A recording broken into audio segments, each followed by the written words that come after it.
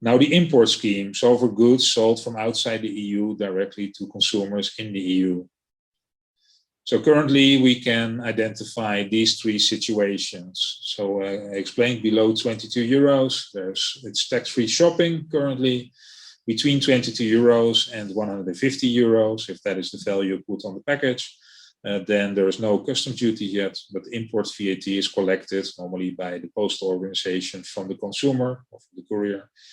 And if the sale is over 150 euro, if the product attracts custom duties, it's due by the EU buyer, and that also applies to the EU VAT that is attached to it.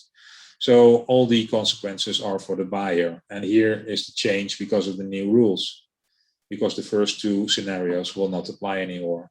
Only for the over 150 sales, it will be settled with the consumer, but below 150, we need to do something else.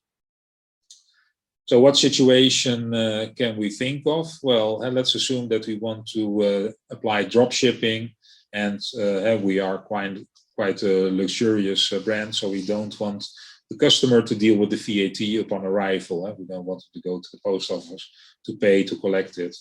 Well, there are then two scenarios that can apply. So below 150 euros, it is IOSS that can apply. For IOSS, the non-EU seller has to register via an intermediary, and the intermediary becomes the prime taxpayer for the EU tax authorities.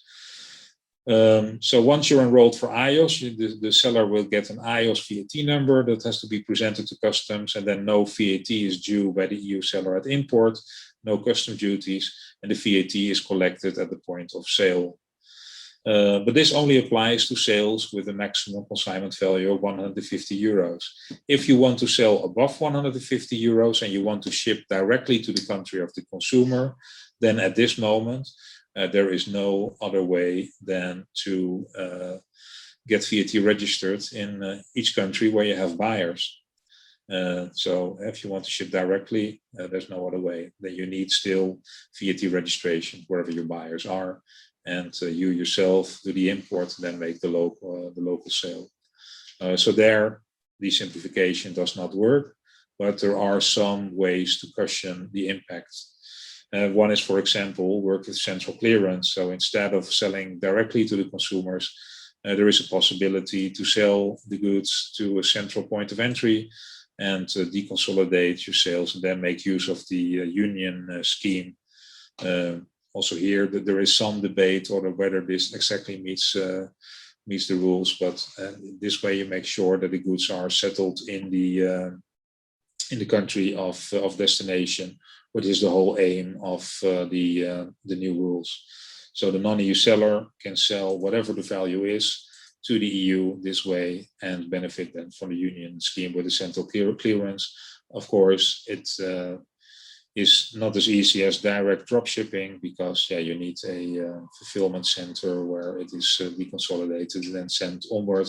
But it is at least a solution that can also make non-EU sellers benefit from the one-stop shop for all sales, regardless of the value. As I mentioned, for imported goods, if they are sold via marketplace, then the marketplace is the deemed seller. So imagine selling goods to the EU from outside via marketplace. Then you will have the scenario with a deemed B2B supply and a deemed B2C supply, whereby the marketplace via its IOSS registration will settle the VAT. And hereby the VAT is displayed at checkout and collected directly for the customer and shipped in a consignment below 150. Now, the consignment value is important, because if you have two items of 100 euros in your basket, then you immediately exceed this value, and customs will not accept it. So the customs has to be provided with the IOSS VAT number. And if you enroll for IOSS, then it's really important to know that the IOSS VAT number should be treated very carefully, because it's your ticket for VAT-free entry into the EU. But it will be also your liability to pay the VAT on those sales. So you have to be careful that the number does not get hijacked. And the IOSS filing is monthly. So for the other IOSS filings, it's all done on a quarterly basis, but the monthly IOSS return is on a monthly basis.